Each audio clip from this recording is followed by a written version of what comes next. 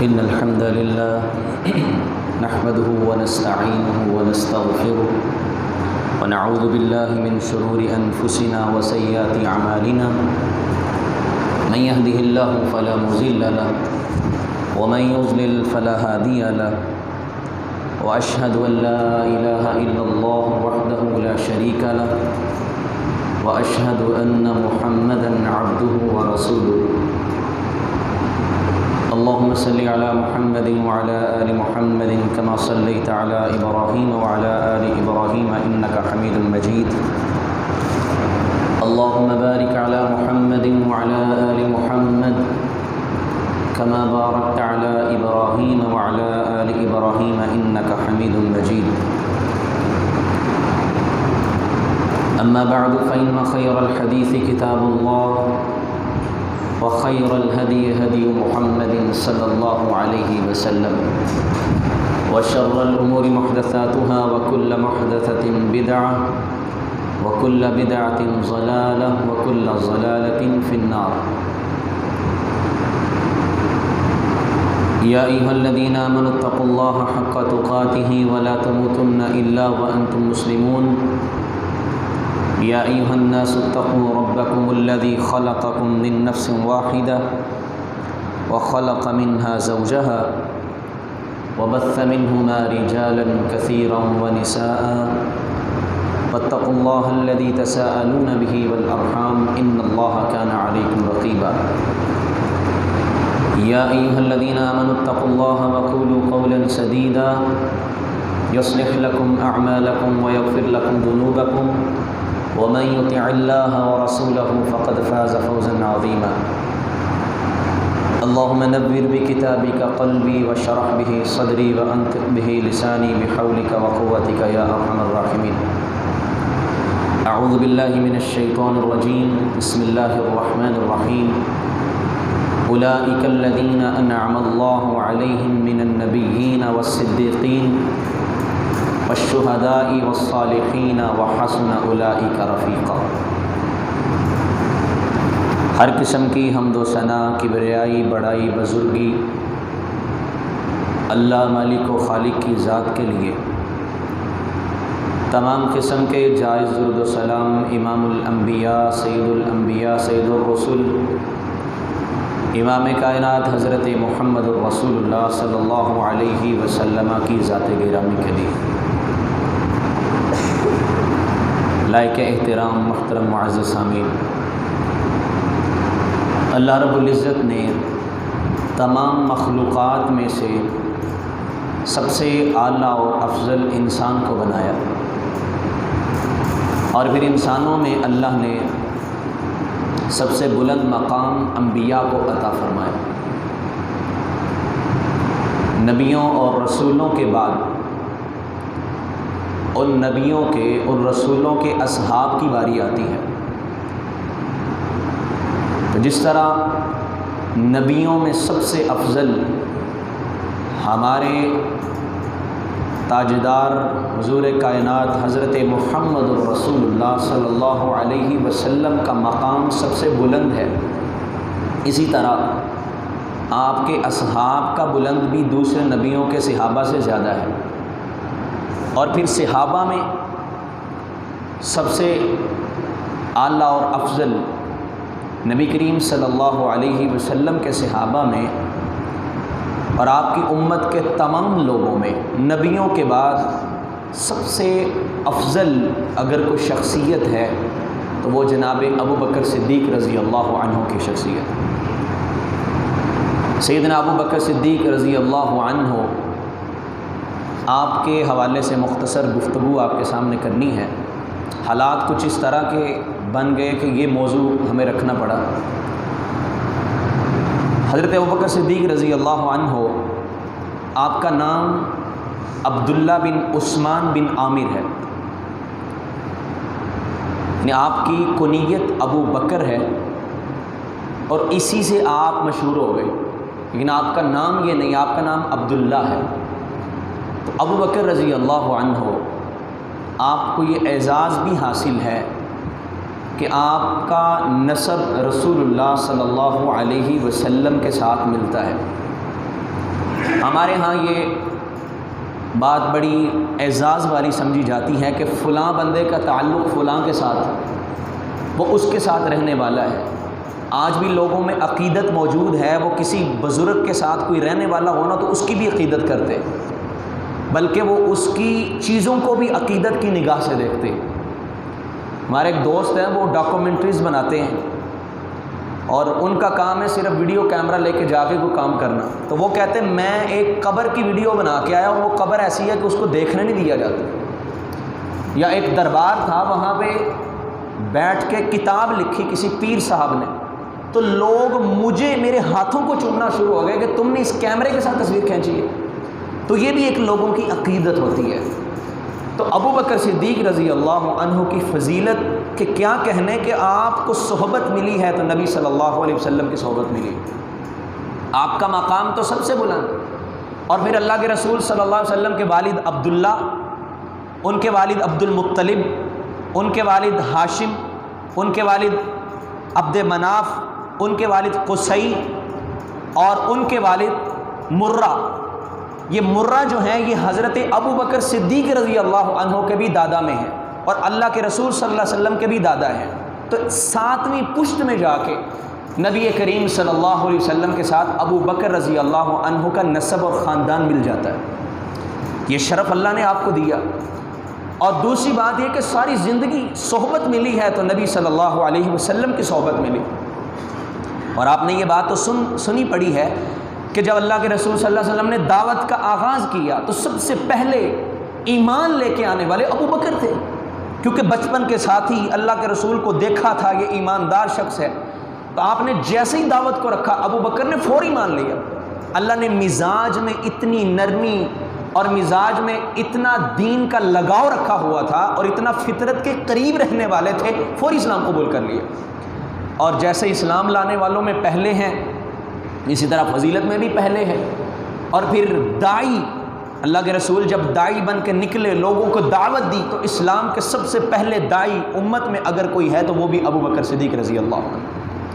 آج آپ نام سنتے ہیں عبد الرحمن بن عوف، آپ نام سنتے ہیں عثمان ذی النورین، آپ نام سنتے ہیں طلحہ، آپ نام سنتے ہیں زبیر۔ یہ سارے عشرہ مبشرہ صحابہ ہیں جن کو نبی صلی اللہ علیہ وسلم نے ایک دفعہ بشارت دی کہ یہ 10 بندے جنتی لوگ ہیں۔ اور یہ جو عشرہ مبشرہ میں اکثر صحابہ ہیں، یہ سب کے سب حضرت ابو بکر کی دعوت سے مسلمان ہونے والے۔ ابو بکر صدیق رضی اللہ عنہ کو اللہ نے یہ مقام عطا فرمایا کہ دعوت میں بھی سب سے پہلے، اور پھر آپ کا لقب ہے صدیق، ابو بکر صدیق۔ قرآن مجید میں اللہ رب العزت فرماتے ہیں اولئک الذین انعم اللہ علیہم من النبیین والصدیقین، کہ ہم نے جن لوگوں پہ انعام کیا ہے ان میں سب سے پہلے لوگ جو ہیں وہ انبیاء ہیں۔ اور انبیاء کے بعد اگر کسی کا رتبہ ہے، اگر انبیاء کے بعد کسی کا مقام ہے، وہ صدیق ہے۔ صدیقین، تو صدیقین میں شمار حضرت ابو بکر صدیق رضی اللہ عنہ کا ہوتا ہے۔ آج کسی کو ڈگری کوئی محکمہ دیتا ہے، کسی کو کوئی ایوارڈ حکومت دیتی ہے، لیکن یہ ایوارڈ ایسا ہے جو زبان نبوت نے ابو بکر صدیق رضی اللہ عنہ کو عطا فرمایا کہ تو صدیق ہے۔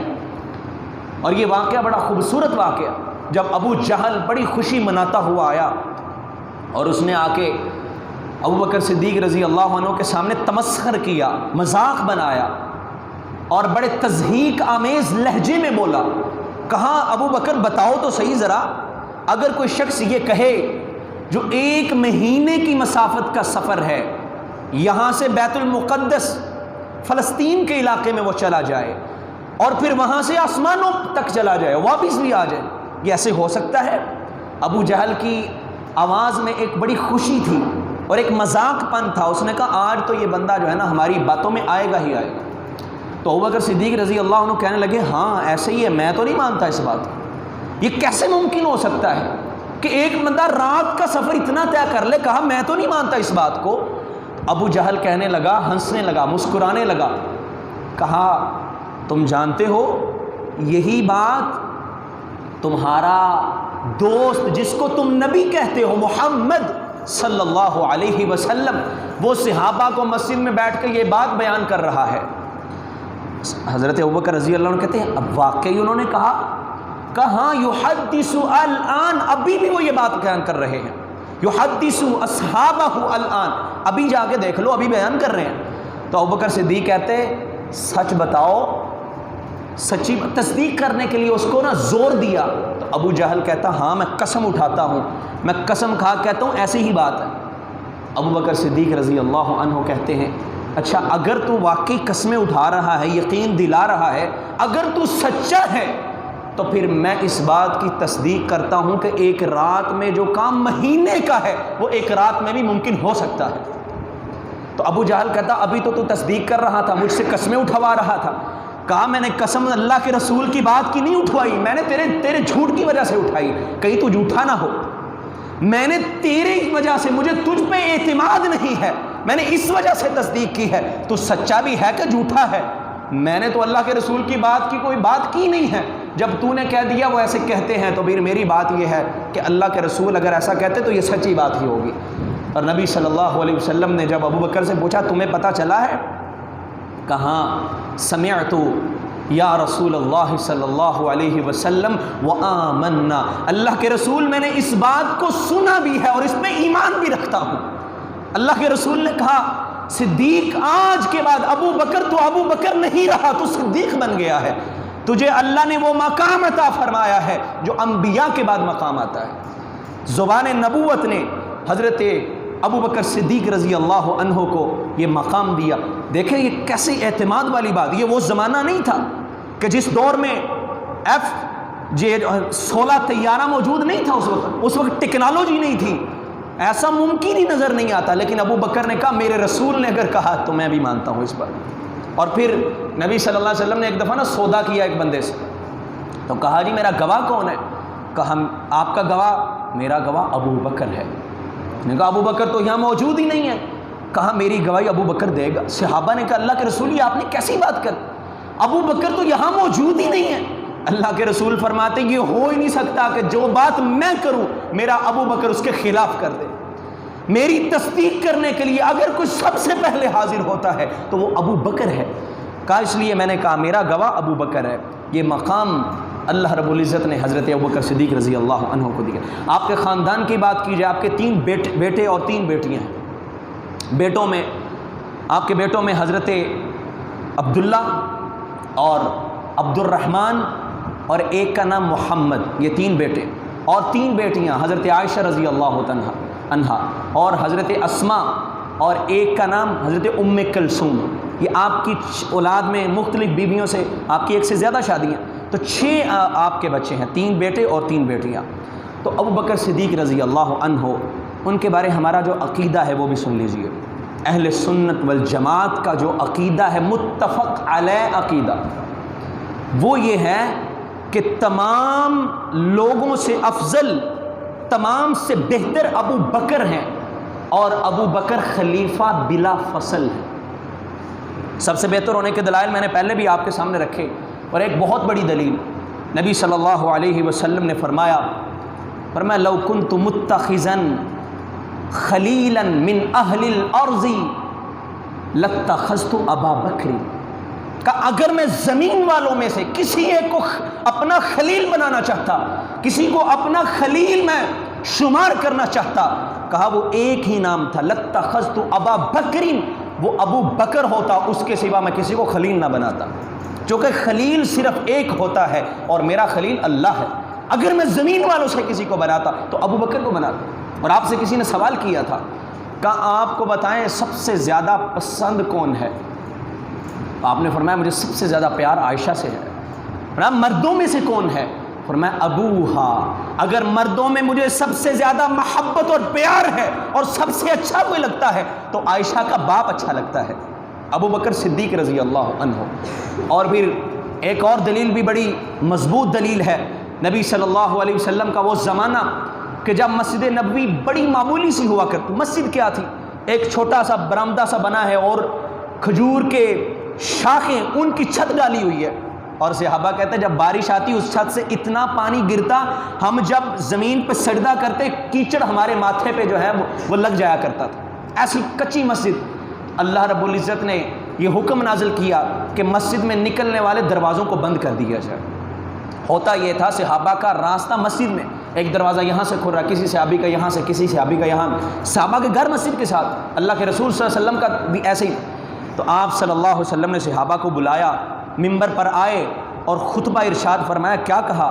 لا یبقین فی المسجد خوخا الا خوخۃ ابا بکر، اللہ کے رسول فرماتے تمام دروازوں کو بند کر دیا جائے گا، جتنے چوراہے مسجد میں کھلتے ہیں تمام کو بند کیا جائے گا، الا خوخۃ ابا بکر، لیکن ابو بکر کے دروازے کو بند نہیں کیا جائے گا۔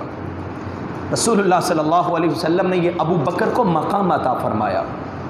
اور عمر کہا کرتے تھے، لو وزنا ایمان ابی بکر، اگر ابو بکر رضی اللہ عنہ کے ایمان کا وزن کیا جائے، فی کفۃ، کہ ایک ترازو کے ایک پلڑے میں ابو بکر کا ایمان رکھ دیا جائے، وہ ایمان الامت فی کفۃ، اور ساری کی ساری امت کا ایمان ایک پلڑے میں رکھ دیا جائے، بہت بڑی بات ہے۔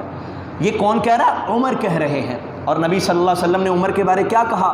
کہا میری امت میں جس کو الہام ہوتا ہے، جو صاحب الہام شخصیت ہے، وہ عمر کی شخصیت ہے۔ نبی صلی اللہ علیہ وسلم نے کہا عمر کو اللہ نے صاحب کشف بنایا ہے، عمر بات کرتا تو قرآن نازل ہو جاتا تھا۔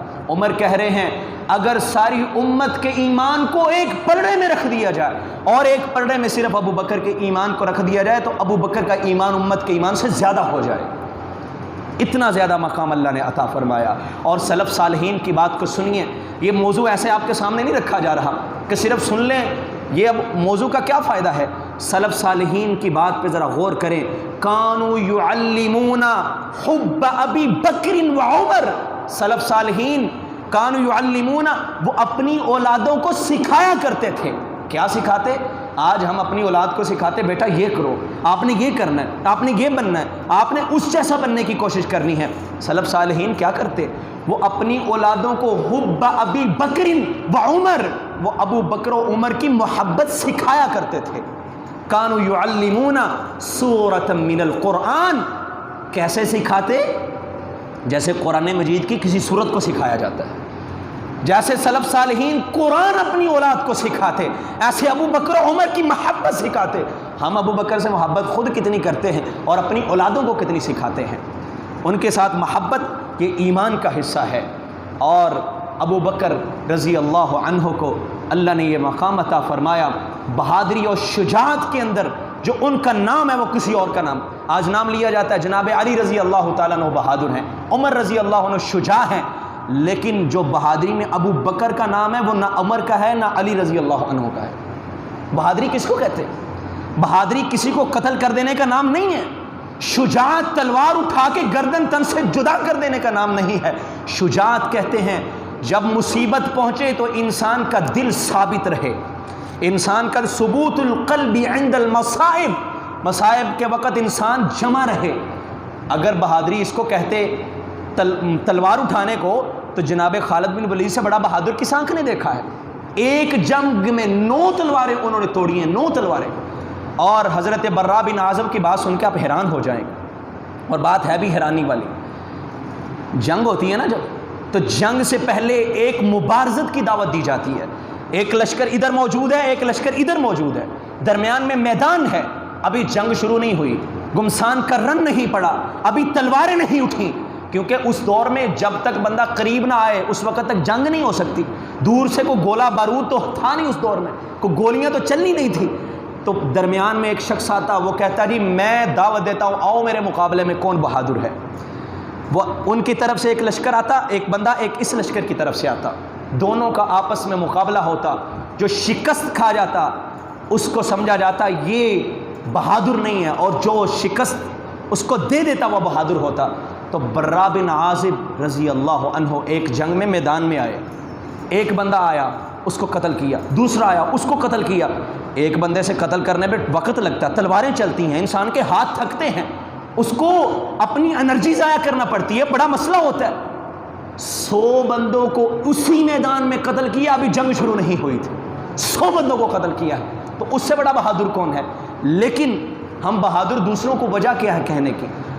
حضرت ابو بکر رضی اللہ عنہ اس وجہ سے کہتے ہیں مصائب کے وقت جو اپنے آپ کو سنبھال لیتا ہے۔ نبی صلی اللہ علیہ وسلم دنیا سے چلے گئے، عمر نے کیا کہا؟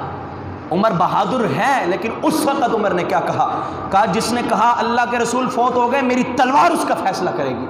اور عثمان اور علی کا کیا حال تھا، نڈھال ہو چکے، غم سے بے ہوشی کا عالم ہے، لیکن ابو بکر صدیق رضی اللہ عنہ کو خبر ملی، آئے اللہ کے رسول کا بوسہ لیا، خطبہ ارشاد فرمایا اور کہا لو کانا، جو تھا تم میں سے یعبد محمدن، جو اللہ کے رسول کی عبادت کرتا تھا وہ تو چلے گئے ہیں، جو اللہ کی عبادت کرتا تھا اللہ موجود ہے، اللہ حی قیوم ہے۔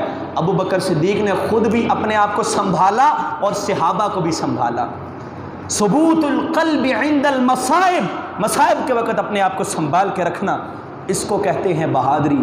اور میرے بھائیوں، ابو بکر رضی اللہ عنہ کی شان کے کیا مقام اللہ نے عطا فرمایا۔ ایک دن سیدہ کائنات، صدیقہ کائنات، عفیفہ کائنات حضرت عائشہ رضی اللہ تعالی عنہا صحن میں موجود ہیں، اللہ کے رسول بھی موجود ہیں، آسمان ستاروں سے سجا ہوا، آسمان کی جھولی ستاروں سے بھری ہوئی ہے اور بڑا خوبصورت منظر ہے۔ تو کہتی ہیں اللہ کے رسول ذرا بتائیے تو، ایک دل میں خیال تھا، وہ لوگوں پہ سوال بن کے آ گیا اور اپنے سرتاج سے سوال کر دیا، کہا بتائیں کوئی ایسا بھی ہے آپ کی امت میں جس کی نیکیاں آسمان کے ستاروں سے بھی زیادہ ہو جائے؟ اللہ کے رسول نے فوری کہا ہاں عمر ہے۔ عائشہ کے چہرے پہ ایک ملال سا آ گیا، ایک پریشانی سی آ گئی، عجیب سی کیفیت ہوئی۔ کبھی ایسے ہوتا ہے بندے کے دل کا جو وہ ایکسپیکٹ کرتا ہے، اس کا ہوتا ہے مجھے یہ جواب ملے، جو وہ توقع کرتا ہے اس کے مطابق جواب نہ ملے تو پریشان ہو جاتا بندہ۔ توقع کچھ اور تھی، جواب کچھ اور مل گیا۔ اور ویسے بھی بیٹی کو باپ سے ایک نسبت ہوتی ہے، باپ سے ایک محبت ہوتی ہے۔ اللہ کے رسول صلی اللہ علیہ وسلم کہتے ہیں عائشہ کیا ہوا، پریشان کیوں ہو، لگتا ہے کوئی بات ہو گئی ہے؟ کہا اللہ کے رسول کوئی بات نہیں، میں نے تو یہ سوچا تھا، میرے دل میں تو یہ خیال تھا کہ آپ جب نام لیں گے تو میرے بابا کا نام لیں گے، آپ کا جواب اور نکل، بس اس وجہ سے ذرا تھوڑا سا چہرہ ایسے ہوا ہے، کوئی بات نہیں۔ اللہ کے رسول فرماتے عائشہ کیا بات کرتی ہو، ابو بکر کی نیکیوں کی بات کرتی ہو اور میزان آسمان کے ستاروں کو مقرر کرتی ہو۔ کہاں ابو بکر کی نیکیاں، کہاں آسمان کے ستارے، کتنے مہر علی کتنے تیری سنا، یہ تو مقابلہ ہی نہیں ہے۔ کہا ابو بکر کی ایک رات کی نیکیاں بھی آسمان کے ستارے اس کا مقابلہ نہیں کر سکتے۔ اور ایک بندے نے بڑی پیاری ترجمانی کی ان الفاظ کی، وہ کہتا عائشہ نے پوچھا اللہ کے رسول ستاروں سے نیکیاں زیادہ کس کی ہیں؟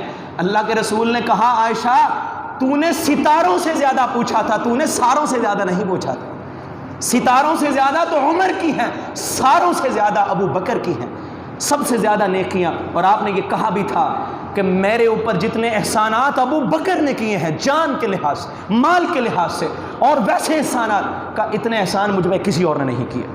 میں سب کے احسانوں کا بدلہ چکا جا رہا ہوں، لیکن ابو بکر کے احسانوں کا بدلہ اللہ ہی دے گا۔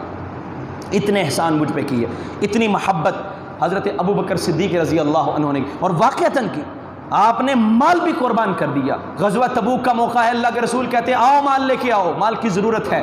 جناب ابو بکر صدیق رضی اللہ عنہ گھر جاتے، عمر بھی گئے۔ عمر کا آج دل کیا کہ آج ابو بکر سے پہلا نمبر لینا ہے، آج میں نے پہلے نمبر پہ آنا ہے۔ کوئی کتنا کو دے دے گا، اپنے گھر تو کوئی نہیں اٹھا کے دے دیتا، اپنے گھر سے کچھ نہ کچھ تو لے کے آتا سارے۔ کہا آدھا سامان ایک طرف کرو، آدھا ایک طرف میں لے کے جاؤں گا۔ ابو بکر نے گھر میں جھاڑو دیا، بیوی کہتی کیا ہوا؟ کہا آج اللہ کے رسول نے مال مانگا ہے، گھر میں ایک چھوٹی سی پائی ہو کہ سوئی بھی نہیں رہنی چاہیے، سارا مال اللہ کے رسول کے دربار میں پیش کر دیا اور کہا اللہ کے رسول سارا گھر اٹھا کے لے آئے ہو، کیا چھوڑ کے آئے ہو؟ کہا آپ کی محبت اور اللہ کی محبت گھر میں چھوڑ کے آئے، کچھ بھی نہیں رکھا، مال کے ساتھ اللہ کے رسول صلی اللہ علیہ وسلم کے ساتھ تعامل کیا۔ اور میں نے کہا کہ جان کے ساتھ بھی کیا تعامل۔ جان سے کیسے تعامل کیا؟ آپ اس بات کو جانتے ہیں، جب اللہ کے رسول ہجرت پہ جانے لگے، آپ کو اجازت ملی جاؤ ہجرت پہ چلے جاؤ، نبی کائنات صلی اللہ علیہ وسلم نے دستک دی ابو بکر کے دروازے پہ، گھر میں گئے، کہا ابو بکر اجازت ملی ہے، ارادہ یہ ہے کہ تجھے ساتھ لے کے جاؤں۔ اللہ اکبر، بہت بڑی بات۔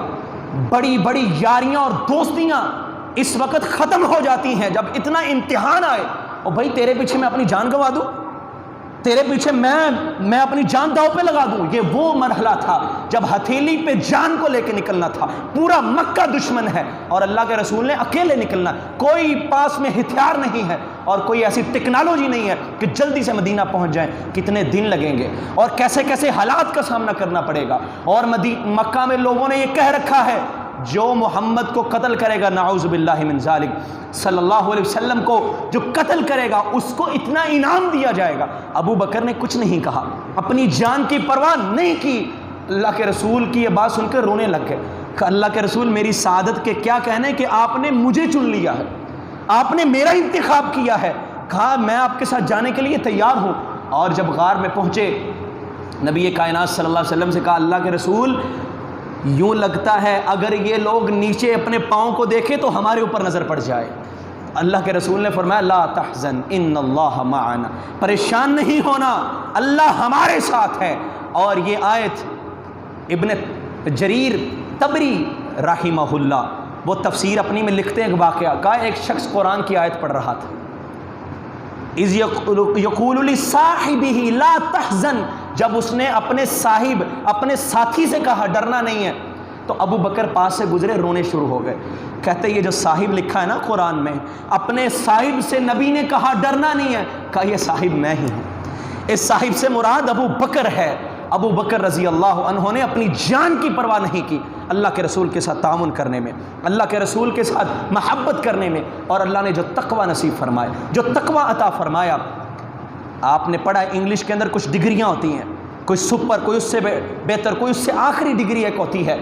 اللہ کے رسول صلی اللہ علیہ وسلم نے تو مقام دیا، قرآن نے ابو بکر کو سب سے اعلیٰ ڈگری میں یاد کیا ہے. اگر کوئی عربی جانتا ہے تو عربی میں ایک صیغہ ہوتا ہے تفضیل کا، افضل، سب سے افضل، اکرم سب سے زیادہ عزت والا، اور احمد جس کی سب سے زیادہ تعریف ہو. اس طرح ایک ڈگری ہوتی ہے افضلیت والی. تو ابو بکر رضی اللہ عنہ کو قرآن نے کہا وَسَيُجَنَّبُهَا الْأَتْقَى، اللہ نے ابو بکر کے تقوی کو بیان کیا تو سب سے بہترین ڈگری کے ساتھ بیان کیا ہے کہ ابو بکر سب سے زیادہ متقی تھے اور سب سے زیادہ پرہیزگار تھے. اور نبی صلی اللہ علیہ وسلم نے ایک دن ٹیسٹ لینے کے طور پہ پوچھ لیا. صحابہ بیٹھے ہیں، اللہ کے رسول نے فرمایا میرے صحابہ بتاؤ آج کے دن روزہ کس نے رکھا ہے؟ اللہ کے رسول نے جب یہ پوچھا ابو بکر نے ہاتھ کھڑا کر دیا. اللہ کے رسول میں نے رکھا ہے. بتاؤ آج کے دن کسی نے مسلمان بھائی کی تیمارداری کی ہے؟ ابو بکر نے پھر ہاتھ کھڑا کر دیا، دوسرے ہاتھ نیچے ہیں. اللہ کے رسول میں نے کی ہے. آج کے دن کسی نے جنازے میں شرکت کی ہے، کسی کے جنازے کے پیچھے چلا ہے؟ ابو بکر رضی اللہ عنہ کہتے ہیں اللہ کے رسول ہاں میں ہوں، میں نے جنازے میں شرکت کی ہے. نبی صلی اللہ علیہ وسلم نے پوچھا آج کے دن کسی نے صدقہ کیا ہے؟ ابو بکر کہتے ہیں ہاں میں نے صدقہ کیا.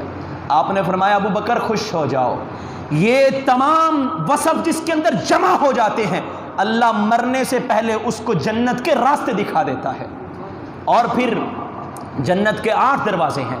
کوئی باب الصدقہ ہے، صدقہ دینے والا، اس سے جائے گا. باب الریان ہے، روزہ رکھنے والا، اس سے جائے گا. کتنے دروازے ہیں. ایک دن نبی صلی اللہ علیہ وسلم بیان فرما رہے ہیں، ابو بکر کے دل میں خواہش ابھری کہ اللہ کے رسول کوئی ایسا بھی ہے کہ جس کو 8 دروازوں سے آواز آئے آؤ جس دروازے میں سے دل کرتا ہے داخل ہو جاؤ؟ کوئی ایسا ہے؟ اللہ کے رسول ایسا خوش نصیب بھی کوئی ہوگا؟ اللہ کے رسول نے سر کو جھکا لیا. آسمان سے جبریل آیا اور آ کے اللہ کے رسول کو کہا ابو بکر سے کہہ دیجئے انت منہم، اگر کوئی ایسا شخص میری امت میں ہے جس کو 8 دروازوں سے آواز آئے گی وہ ابو بکر تو ہے، تجھے 8 دروازوں سے آواز آئی، آؤ جس میں سے دل چاہتا ہے جنت میں داخل ہو جاؤ. ابو بکر صدیق رضی اللہ عنہ. تقویٰ کیسا؟ مختصر سی بات سنیے. واقعہ آپ نے سن رکھا ہے کہ ایک غلام ایک دن کھانا لے کے آیا اور پوچھا نہیں، 2-4 لقمے لگا لیے. کہاں سے لائے ہو؟ کہا جی ایک میرا کلائنٹ تھا زمانہ جاہلیت میں، علم کہانت اور علم نجوم کا کام کیا کرتا. اس وقت میرا کوئی کسی سے سودا ہوا، کو پیسے رہتے تھے، آج اس نے پیسے دے دیے، حرام کی کمائی. ابو بکر رضی اللہ عنہ کو پریشانی لگ جاتی ہے. فوری ایک سائڈ پہ نکلے، اپنے ہاتھ کو، اپنی مسواک کو یا اپنی انگلی کو حلق میں داخل کیا اور جتنا کھانا پیٹ میں گیا اس کو باہر پھینک دیا، کہیں رب یہ پوچھ نہ لے ابو بکر حرام کا لقمہ تیرے پیٹ میں آیا تو کیوں آیا۔ لوگ کہتے ہیں ابو بکر نے علی کا حق کھا لیا، لوگ کہتے ہیں ابو بکر نے فاطمہ کا حق کھا لیا۔ ابو بکر تو ایک چھوٹا سا لقمہ اپنے پیٹ میں برداشت نہیں کرتا حرام کا چلا جائے، وہ کیسے کسی کا حق کھائے گا۔ آگے بات کرتا ہوں میں اس کی، باغ فدق کا معاملہ اٹھا دیا جاتا ہے اور کیا کچھ نہیں کہا جاتا ابو بکر رضی اللہ عنہ کو، اس کی بات بھی ہم کرتے ہیں، لیکن اللہ نے تقوی نصیب فرمایا کہ اپنے پیٹ میں چھوٹا سا لقمہ برداشت نہیں۔ اور پھر آپ کے کارناموں کو اگر بیان کیا جائے بڑی لمبی بات ہو سکتی، ایک نشست میں ابو بکر صدیق رضی اللہ عنہ کی زندگی کا احاطہ نہیں کیا جا سکتا۔ آج ہم ذلیل ہو رہے، ہم خوار ہیں، آج لوگوں کو 5 سال حکومت ملتی ہے، کوئی پروگرس نظر نہیں آتی، کوئی ترقی نظر نہیں آتی، پہلے سے زیادہ بدتر حالات ہو جاتے۔ کیا ہے جی؟ ہمیں ٹائم ہی نہیں ملا، ہمیں وقت ہی نہیں ملا، ہم نے سمجھا ہی نہیں ابو بکر کی سیرت کیا ہے، ہم نے عمر کی حکومت کے انداز کو سمجھا نہیں، ہم نے عثمان کی حکومت کی خوبیوں کو جانا نہیں ہے، ہم نے علی رضی اللہ تعالی عنہ کے فیصلوں کو جانا ہی نہیں ہے، تو کیا ترقیاں ہوں؟ سب سے کم ترین خلافت اگر ہے تو ابو بکر رضی اللہ عنہ کی خلافت، کم ترین، اور یہ 5 سال زیادہ، بہت زیادہ ہے، لیکن کیا کچھ نہیں کیا۔ زکوٰۃ دینے والے کہتے ہیں ہم زکوٰۃ نہیں دیں گے، اللہ نے حکم دیا تھا خذ من اموالہم صدقۃ، ان کے مالوں سے زکوٰۃ کو لو۔ ابو بکر کہتے ہیں جو رسول کام کیا کرتے تھے، جو اس کا انکار کرے گا ابو بکر کی تلوار اس کا فیصلہ کرے گی، ان کی سرکوں بھی ان کرتے ہیں اور ان سے زکوٰۃ وصول کرتے ہیں اور زمین سے ایسے پلید لوگوں کا خاتمہ کرتے ہیں۔ اور کچھ لوگوں نے نبوت کا دعویٰ کر دیا، اللہ کے رسول دنیا سے گئے، ابو بکر کہتے ہیں ایسوں کو بھی ہم روکیں گے۔ 17 لشکر، میرے بھائیوں، آج راجہ دہر کے خلاف ہمارے کسی بندے نے کام کیا، وہ تو بچوں کو یاد رہتا ہے، کس کو یاد ہے ابو بکر نے کیا کچھ کیا ہے؟ 17 لشکر بھیجے کہ جاؤ جو نبوت کا دعویٰ کرنے والے ہیں ان کا سر قلم کر کے آؤ۔ 17 لشکر روانہ کیے اور لوگوں نے روکا۔ حضرت اسامہ رضی اللہ عنہ کو نبی صلی اللہ علیہ وسلم بھیجنے لگے لشکر، کہا اب اس کو روک دیں، حالات خراب ہیں، اللہ کے رسول فوت ہو گئے، اچانک بڑی ہنگامی صورتحال ہے۔ ابو بکر کہتے ہیں میں اس لشکر کو کبھی نہیں روک سکتا جس کو اللہ کے رسول روانہ کرنا چاہتے ہوں، میں نہیں روکوں گا۔ کہا روک دیں۔ جب لوگوں کا اصرار ہوا ابو بکر نے 2 ٹوک بات کی، کہا سن لو اگر سارا مدینہ خالی ہو جائے اور درندے ابو بکر کے جسم کو پھاڑ دے، ابو بکر پھر بھی اس لشکر کو نہیں روکے گا جس کو اللہ کے رسول نے روانہ کیا۔ تم نے کیا سمجھا؟ ابو بکر کی شان کیا ہے؟ ابو بکر کا مقام کیا ہے؟ ابو بکر رضی اللہ تعالی عنہ آپ نے کتنا کام کیا، اور آپ کی خلافت متفق علیہ شخصیت، متفق علیہ ہے، آج اختلاف بنا دیا جاتا ہے، دلائل بے شمار ہیں، میں چند باتیں ذکر کرتا ہوں۔ نبی صلی اللہ علیہ وسلم نے، ایک عورت آئی مسئلہ پوچھا، کہ اللہ کے رسول اگلے سال آؤں، مسئلہ پوچھو، کس سے پوچھو؟ آپ نہ ہوں گے تو، آپ نہ رہے تو کس کے پاس آؤں؟ کہا ایتی ابا بکرن، جب تو اگلے سال آئے کوئی موجود نہ ہو، ابو بکر موجود ہو، میرے غیر موجودگی میں ابو بکر سے سوال کر لینا، ابو بکر سے مسئلہ پوچھ لینا۔ اللہ کے رسول نے ابو بکر کو زندگی میں ہی یہ اشارے دے دیے تھے کہ خلیفہ ہے تو ابو بکر ہے۔ اور جناب ابو بکر رضی اللہ عنہ جب نماز کا مسئلہ آیا، اذان دی بلال نے، اب نماز کا وقت ہو گیا ہے، صحابہ انتظار کرتے اللہ کے رسول کا، صحابہ انتظار کیا کرتے، اس وقت گھڑیاں کو تو زمانہ نہیں، جب اللہ کے رسول آتے نماز ہو جاتی، وقت ہو گیا، کافی گزر گیا، اللہ کے رسول نہیں آئے، صحابہ اپنی پہلی روٹین کے مطابق انتظار میں تھے کہ اللہ کے رسول کیوں نہیں آئے۔ بلال کو بھیجا، بلال جا کے اللہ کے رسول کے دروازے پہ کہتے الصلاۃ الصلاۃ، نماز کا وقت ہو گیا ہے، اللہ کے رسول آ جایا کرتے، لیکن کوئی واپس نہیں آیا۔ اللہ کے رسول پھر صحابہ نے بھیجا، پھر بلال گئے، اللہ کے رسول پھر نہیں نکلے باہر، صحابہ کی ہچکیاں بند گئیں، صحابہ کی ہچکیاں چیخوں میں بدل جاتی ہیں، ہمارے پیغمبر آ نہیں رہے، خیر ہو کیا ہو گیا؟ بیمار ہو گئے، اللہ کے رسول میں ہمت نہیں ہے کہ نماز پڑھانے آئے۔ حضرت عائشہ رضی اللہ تعالیٰ عنہ بڑی باتیں کرنے والی ہیں، بڑے بڑے یہاں پہ دلائل دیے جا سکتے ہیں، جو لوگ باتیں کرتے ابو بکر رضی اللہ عنہ کی شان میں، اللہ نے عائشہ کی زبان سے کچھ الفاظ نکلوائے، سنیے گا ذرا۔ کہا اللہ کے رسول صحابہ انتظار کر رہے ہیں، نماز کون پڑھائے، کیا کیا جائے، آپ کی موجودگی میں مصلی امامت میں کون کھڑا ہوگا؟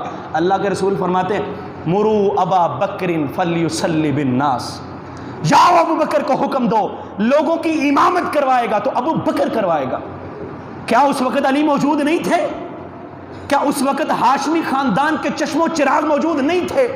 کیا اس وقت لوگ کہتے ہیں حسن و حسین بھی تھے، وہ موجود نہیں تھے؟ کیا اس وقت اللہ کے رسول کے چچا اور آپ کے قریبی ترین رشتہ دار موجود نہیں تھے، تمام کی موجودگی میں اللہ کے رسول کہتے آگے ہوگا تو ابو بکر ہوگا۔ اور یاد رکھیے اس بات کو، اگر ہم علی رضی اللہ عنہ کا نام لیں، ہم کہتے ہیں علی کی شان بہت بلند ہے۔ آج کے بڑے بڑے بزرگوں کی جو ہے نا وہ آنکھوں کا سرما حضرت ابو علی کی جوتیوں کی خاک بھی بنے تو ہم اس کو بھی کہتے ہیں یہ علی کی شان پھر بھی بلند ہے۔ ہم علی کی قدموں کی خاک کے برابر نہیں ہیں، لیکن جہاں ابو بکر کا نام آئے گا وہاں علی پیچھے کھڑا ہوگا، علی آگے نہیں جا سکتا۔ یہ کوئی بدبخت علی کو آگے لے کے جائے تو لے کے جائے، علی خود آگے نہیں ہوتا، علی آگے کسی کو کرنا گوارا بھی نہیں کرتا۔ عباس بھی پیچھے ہے، عمر بھی پیچھے ہے، علی بھی پیچھے ہے، داماد رسول ذی النورین حضرت عثمان بھی پیچھے ہے، تمام کو پیچھے کیا، ابو بکر کو آگے کیا۔ اللہ کے رسول کو تھوڑی سی حالت بہتر ہوئی، مسجد میں آئے، اب صحابہ خوشی سے بڑے کھلکھلانے لگے، اللہ کے رسول آ گئے، کھنگورے مارے نماز میں، تھوڑا سا کھنگارنے لگے ابو بکر کو تاکہ سمجھ آ جائے اللہ کے رسول آ گئے۔ ابو بکر کو اشارہ ملا، پیچھے ہونے لگے، اللہ کے رسول نے کندھے پہ ہاتھ رکھا، کہا ابو بکر زندگی میں تیری امامت دیکھنے آیا ہوں، کہا کھڑے ہو جاؤ اور تم نماز پڑھاؤ گے صحابہ کو۔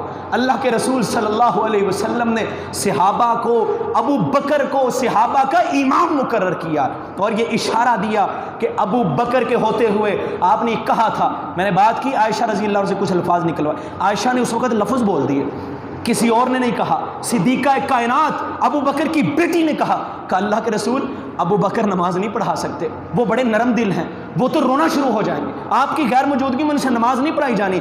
اللہ کے رسول صلی اللہ علیہ وسلم نے فرمایا لا ينبغي لقوم ان يكون فيهم ابو بکر ان يعمهم غيره، کہ عائشہ کسی قوم کے لیے یہ جائز نہیں ہے کہ اس میں ابو بکر موجود ہو اور مصلی پہ کوئی اور کھڑا ہو جائے، کہ ابو بکر کی موجودگی میں ابو بکر ہی کھڑا ہوگا۔ اور پھر آج ایک بات کر کے ایک ملعون شخص نے، ہم اس کو ملعون کہتے ہیں، ہم اس کے ایمان کو ماننے کے لیے بالکل تیار نہیں ہے جو صحابہ کے ایمان کو نہیں مانتے۔ اللہ کے قرآن نے کافروں کی نشانی کو بیان کیا ہے جو صحابہ کو کچھ کہتا ہے۔ اور ایک شخص نے بڑی پیاری بات کہی، اس نے کہا بات بھی سچی ہے، دلیل کے ساتھ، اگر کوئی کسی کو کافر کہے وہ کافر نہ ہو تو بندہ کافر ہو جاتا ہے۔ مجھے کو بندہ کافر کہے میں کافر نہیں ہوں وہ کافر ہو جائے گا، میرے پاس اپنے ایمان کی گارنٹی نہیں ہے، مجھے نہیں پتا میرا ایمان میرے کام آئے گا کہ نہیں، ہاں میں اپنے تیوں تو میں مسلمان ہوں، لیکن میری گارنٹی کسی نے نہیں دی۔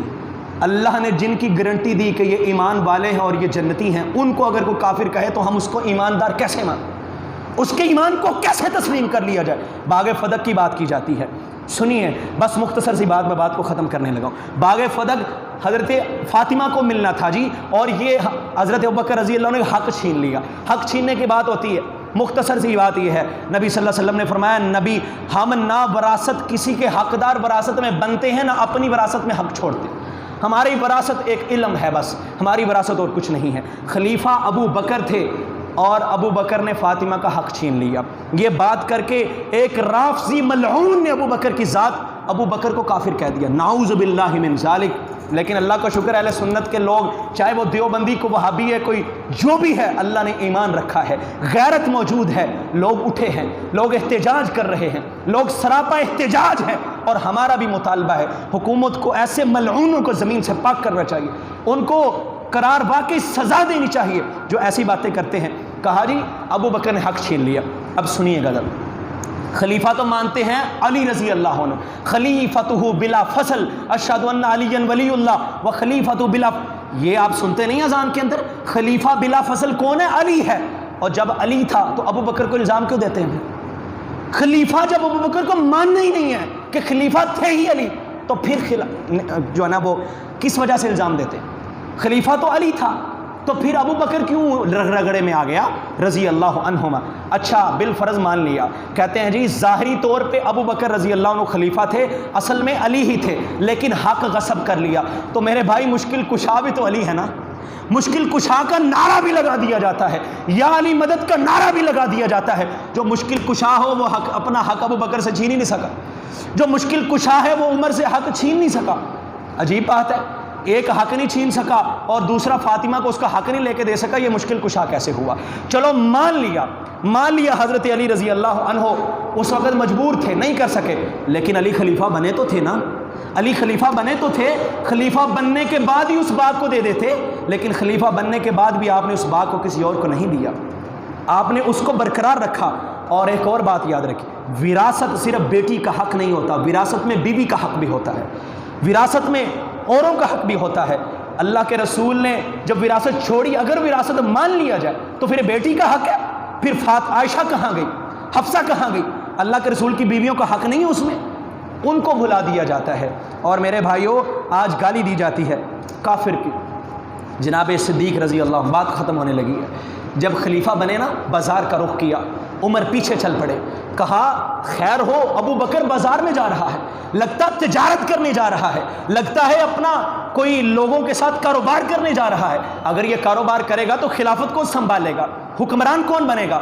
حضرت ابو بکر جا رہے، عمر پیچھے پیچھے، کہا کہاں جا رہے ہو؟ کہا میں اپنا چھوٹا موٹا کام کرنے جا رہا ہوں۔ کہا کام کرنا؟ سنیے گا بے نفس کیسا انسان تھا، یہاں میں باتیں بڑی کر سکتا ہوں، میں کمپیریزن کرنا نہیں چاہتا، اگر کیا جائے تو بڑی گرہیں کھلتی ہیں، بڑے بڑے مسائل سامنے آتے ہیں۔ ابو بکر سے کہا تم اگر اپنی دکان کھولو گے تو لوگ تو تم سے سودا لیں گے، لوگ دوسروں سے کیا لیں گے؟ انہوں نے کہنا یہ خلیفہ کی دکان ہے، یہاں آؤ۔ ابو بکر کو بات سمجھ آ گئی، کہا چلے ٹھیک ہے میں چھوڑتا ہوں، بیت المال سے اپنا وظیفہ مقرر کروں گا لیکن مزدور جتنا۔ سنیے گا، کوئی شوگر مل کے مالک نہیں بن گئے ابو بکر، کو بڑی بڑی پراپرٹی نہیں چھوڑی ابو بکر نے۔ آج تو لوگوں کو حکومت ملتی کیا سے کیا کچھ آ جاتا ہے، ابو بکر کے پاس کیا تھا؟ مزدور کی جتنی اپنی اجرت مقرر کی۔ عمر نے کہہ دیا، کہا جی اگر آپ کی پوری نہ پڑی مزدور جتنی، کیا کہا؟ یہ نہیں کہا میں اپنی مل کھول لوں گا، یہ نہیں کہا کوئی دکان بنا کے اس کی پرافٹ سے کام چلا لوں گا، کہا اگر مزدور جتنی تنخواہ سے میرا گزارا نہ ہوا، مزدور کی تنخواہ میں اضافہ کر دوں گا۔ اللہ اکبر۔ بیوی کھانا لے کے آئی، میٹھا، کہا یہ میٹھا کہاں سے آیا؟ کہا سرتاج آپ نے جو ہمارا وظیفہ مقرر کیا اس میں ویسے میٹھا تو نہیں بنتا، اتنے پیسے تو نہیں ہوتے کہ ہمارے گھر میں آرڈر کر کے مٹھائی منگوا لی جائے، پیزے کو آرڈر کر دیا جائے، وہ تو اتنا سا ہے، اپنی پوری مسا پڑتی ہے جی، ایڈنیت کی مند ہے، اتنا سا تھا۔ کہا میٹھا کہاں سے آیا؟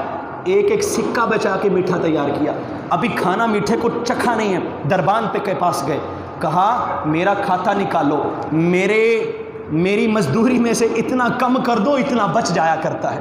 ایسا بے نفس انسان جو فوت ہونے لگا، کچھ بھی موجود نہیں ہے، کہا ان بوسیدہ کپڑوں میں مجھے دفن کرنا، ان کپڑوں میں، اچھے کپڑوں کی، نئے کپڑوں کی زندوں کو ضرورت ہوتی ہے، اپنے پرانے کپڑوں میں کہا مجھے دفن کرنا۔ اور اللہ کے رسول صلی اللہ علیہ وسلم 22 جمادہ الثانیہ میں اللہ کے رسول کے پہلو میں ابو بکر صدیق رضی اللہ عنہ کی قبر بن جاتی ہے۔ ہمیں ابو بکر صدیق کی سیرت کو پڑھنا اور اس کو سمجھنا چاہیے اور اس کے مطابق اپنی زندگی کو ڈھالنا چاہیے۔ ایسے بے نفس انسان اور ایسے شریف النفس انسان اور جنتی انسان کے بارے اگر کچھ زبان درازی کرتا ہے، ہمیں اپنا حق ادا کرنا چاہیے، کسی بھی طرح سے ہم اپنا پیغام کسی بھی طرح سے پہنچا سکتے ہیں۔ کوئی فیس بک استعمال کرتا ہے، کوئی بھی کسی قسم کا ٹول استعمال کرتا ہے تو ہمیں آواز اٹھانی چاہیے۔ اللہ رب العزت صحابہ کی عظمت کو سمجھنے کی توفیق عطا فرمائے۔ وآخر دعوانا الحمدللہ رب العالمین۔